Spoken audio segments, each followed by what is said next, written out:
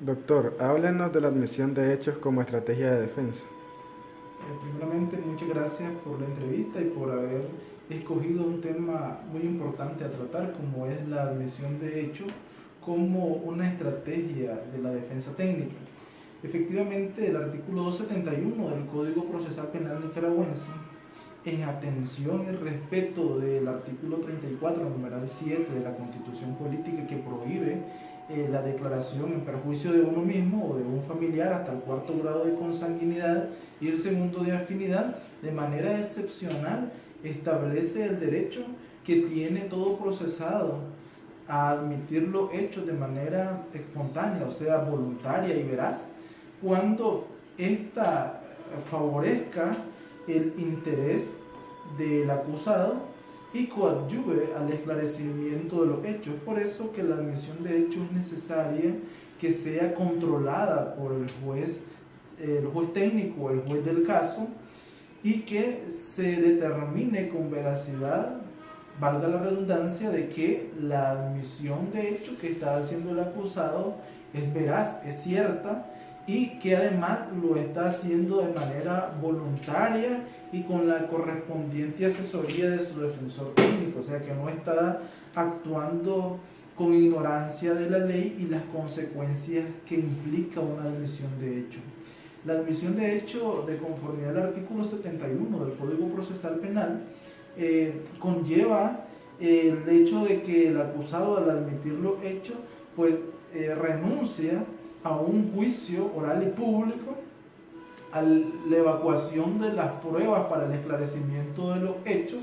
y es por tanto de que el control del juez sobre esa admisión de hechos radica en que debe de ser acorde a los hechos acusados, de que debe constar de que efectivamente está entendido de esa admisión de hechos. Bueno,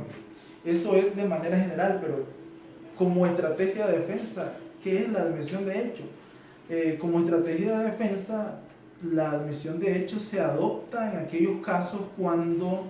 el mayor beneficio que se puede obtener para el acusado es únicamente una rebaja de pena, o sea,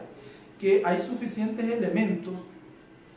probatorios de la parte acusadora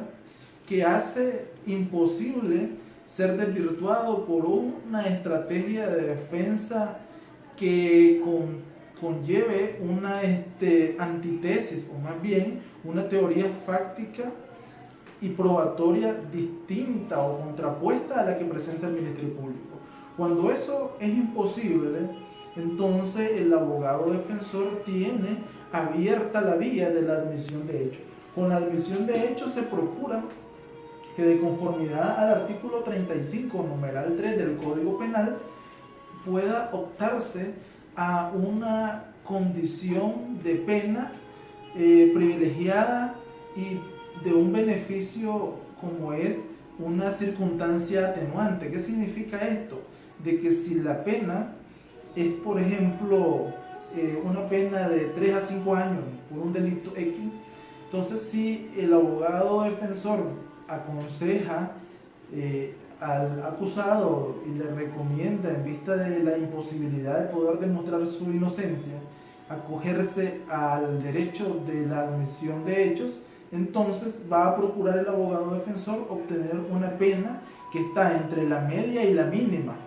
Nunca va a ser una pena máxima, por cuanto está haciendo uso de una condición que se establece como una atenuante. Es ahí entonces donde el abogado defensor, ante la circunstancia que ya te expresé de imposibilidad de demostrar la no culpabilidad y el riesgo que del ejercicio o evacuación de las pruebas surjan agravantes, debe de adoptar en beneficio de su defendido la estrategia de admisión de hechos. Ahora bien, he observado recientemente en los tribunales de la capital algunos casos donde el Ministerio Público se ha opuesto a la admisión de hechos, argumentando de que la víctima se encuentra en un estado en que posiblemente se agrave la tipología o el tipo de delito que está acusando. Más claramente, es posible de que al momento de que se presenta la acusación estemos en presencia de unas lesiones graves o gravísimas y exista el riesgo de muerte de la víctima, y entonces la calificación jurídica pudiera agravarse a un homicidio, y entonces el Ministerio Público, bajo esa presunción de que pueda agravarse el delito y consecuentemente la tipología o la calificación jurídica de la acusación a través de una ampliación, entonces se opone. Debo de señalarte que esa circunstancia es una circunstancia de abuso por parte del Ministerio Público, de estar oponiéndose a esas situaciones, por cuanto el artículo 271 del Código Procesal Penal es bien claro que es el juez el que debe de verificar de que la declaración sea veraz, de que sea voluntaria, con la asesoría de su defensor. En ningún momento este artículo establece la posibilidad de que el Ministerio Público se oponga, si no es por el caso particular de que demuestre de que la admisión de hecho la está haciendo para incluir a un tercero o con la finalidad de recibir una cantidad de dinero o algún beneficio. O sea, lo que haría de que esta admisión de hecho pues no es voluntaria, no es espontánea, ni es veraz, por cuanto está siendo viciado ese consentimiento y alterada la veracidad de los hechos. Entonces, sobre esos hechos es sobre los cuales únicamente la ley permite de que se abra un debate en cuanto a la veracidad y a la espontaneidad de esa admisión de hecho, y no así sobre la posible variación a través de una ampliación de una acusación de un hecho delictivo o nuevo o de un hecho delictivo mayor. Me estoy refiriendo a la calificación jurídica que el Ministerio Público en ese momento ha presentado. Entonces, esas circunstancias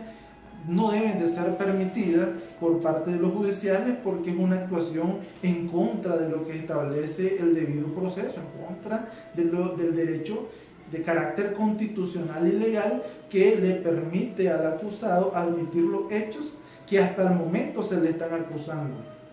Entonces, esa práctica debe dejar de darse porque va en perjuicio a las estrategias de la defensa y al mismo derecho de defensa que tiene el acusado, y que no se puede limitar si no son por las condiciones y exigencias específicas que establece el artículo 271. Te decía que es de carácter constitucional porque precisamente el artículo 34, numeral 7, prohíbe toda confesión o toda declaración en su contra, excepcionalmente en materia penal, cuando se está garantizando el principio de legalidad y la proporcionalidad, que es lo que conocemos como el control de legalidad que debe de hacer el juez y que no puede sobrepasar los límites que establece el mismo artículo 271 del Código Procesal Penal. Entonces, es una de las tantas estrategias que puede adoptar un abogado defensor en diferentes circunstancias en que se enfrente un caso particular. Yo creo que con esa explicación pudiera entenderse y tener,